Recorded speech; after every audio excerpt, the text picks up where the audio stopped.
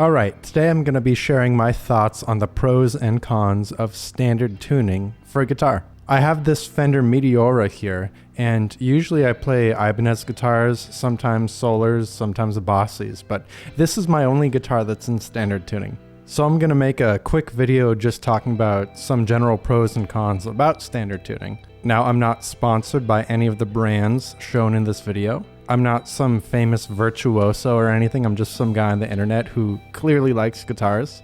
I do the casual streaming music thing. You know, my music is on Spotify, I make YouTube videos, etc. So let's jump right in. Now, first of all, what is standard tuning? Now, on a 6-string guitar like this, it's pretty much the first tuning you learn. It's from low to high, E, A, D, G, B, E, the high E string.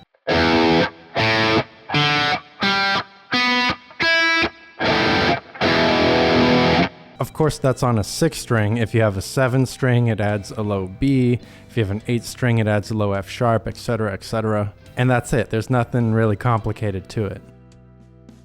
So what are some of the pros to standard tuning? What are the advantages? Well, it's the first tuning you learn. Highly likely anyway. I'm sure there's going to be someone who learned in drop F or drop G or something. But it's the first tuning you learn. So if you're learning guitar with some friends, you all will be able to share your experiences on the instrument. It's a very common and pretty versatile tuning. You can even play metal on it. For example, Metallica. You can make a whole career using E standard metal. There are other bands too, of course. And it's not just limited to metal. You could do pop, you could do rock, you could do jazz. The world is basically your oyster. You might be limited to not playing the super downtuned stuff that require extended range instruments, but in this day and age, there are pedals and effects and plugins that can shift your pitch down. And we'll talk about pedals more later, but it might not be a huge limitation these days. So because standard tuning is so versatile and so common, it'll be easier to find sheet music or tablature or chord charts that are using the tuning you're using. It'll also be pretty simple to switch between guitars, like you could have your standard tuning electric guitar, and then maybe your acoustic guitar is also in standard tuning. You'll go to someone's house, and I know you're not going to be that guy playing acoustic guitar at the party, but if you're jamming with someone and they have an acoustic guitar or other guitars laying around, they're probably also going to be in standard tuning too, so you're already going to be familiar with the fretboard there. It's basically going to be everywhere. And for when it's not, when there's a slightly different tuning, well, drop D is a pretty common one where you drop tune the lowest string from an E down a whole step to a D. And what you get is you get a fifth relationship there. So it's a D and an A. So you get a easy power chord. And the nice thing is you'd only have to detune the one string to get there. You won't have to change all 6 of your strings to whatever the heck else. Another advantage of standard tuning is that you're going to fit into the frequency range of a typical band pretty well. You're not going to be playing super low notes that a bass would be playing, for example. Even though guitar amplifiers do apply some EQ to the signal, so your guitar won't sound exactly like a bass if you tune down that low. Still, like even if you're recording especially, you're going to have to really shape your tone right. And of course, you don't always have to tune down to sound heavy. There's other things you can do. For example, you can use an effect like an effect pedal or a plugin. You could use fuzz, you could use distortion and like change the EQ, maybe dial up the low. You can use an octave, like an octave down pedal. There's octave fuzz too. And that way you can achieve like a full thick sound without having to change the tuning of your strings. You can also use the stacked 4th or the inverted 5th trick. So you know the power chord, when we do the drop D, it's the same 2 strings, but when you're in standard tuning and you basically bar the same 2 strings, your root note is the higher string, and then the 5th is below it, it's inverted. So this right here, I'm barring these 2 strings on the low E and the low A. So on the 4th fret, that's going to be a C sharp and then a G sharp. And when you play those together, especially with distortion, and you palm mute it, it's going to sound like a lower C sharp chord pretty much.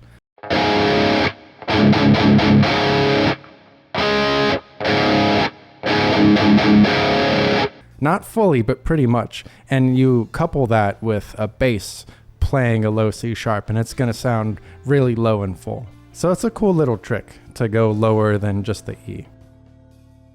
All right, now let's talk about the cons of standard tuning. Now, you probably figured, okay, there's standard tuning, there's drop D, but wait a minute, what about the other strings? There are many, many, many other tunings when it comes to guitar. There's drop D, there's drop C, there's drop C sharp, there's drop B, so many tunings. There's open tunings, open D, open G.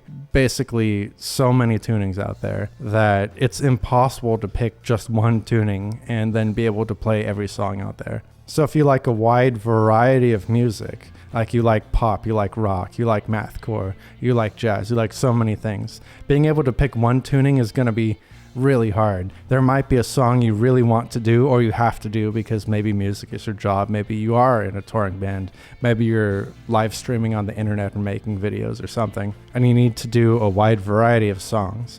One tuning might not cut it because there's so many bands out there using so many different tunings. So the disadvantage here is that you can't pick just standard tuning as your one tuning and expect to be able to do everything. And you can extend that to the standard tuning with extended range guitars like multiple strings. For example, a song could be in drop C, and maybe you have a 7 string that has a low B on it, but because the song in drop C uses a bunch of things like open string playing, that's going to be pretty much not feasible on the 7 string, depending on how the song is. Like, is it really fast? Is it hitting that open string pretty quickly? So then just because you're in standard tuning on that 7 string and you technically have those notes available, that song will still be pretty much impossible. So you can't use the tuning as a catch-all, okay? And then going off of that, you do lose some options by sticking to standard tuning and not tuning low.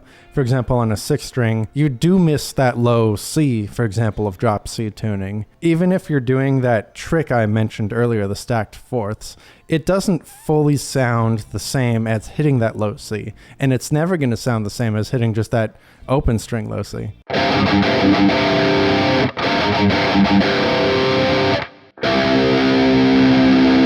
Same thing with the 7 string. If you're in standard tuning, nothing is going to sound like a low A. You'd have to drop down to the A. And again, not every song needs all these low notes. There's plenty of awesome songs out there that never go that low and they sound heavy or they sound energetic or they sound chill. This is just for the sake of the conversation. One more con I can think of is that just because you have like standard tuning with extended range instruments, like more strings, it's not going to feel the same as a 6 string, for example. Like if you're using a standard tuning 7 string and you're using that instead of a drop B 6 string, well, they're going to feel like completely different instruments because they pretty much are.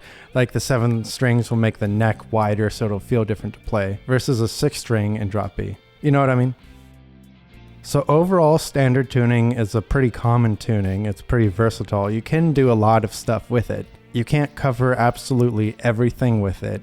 And there are going to be times where you will have to change tunings, maybe drop down low, maybe switch to an open chord tuning in your musical career.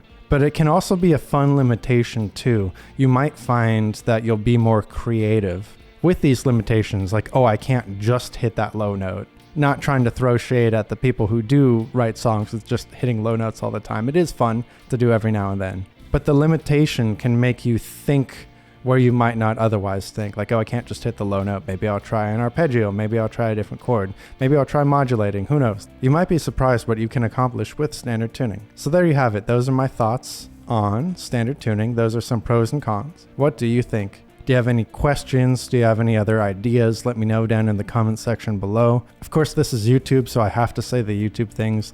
Be sure to like, comment, subscribe, share the video, print out every frame and mail it. And as always, peace.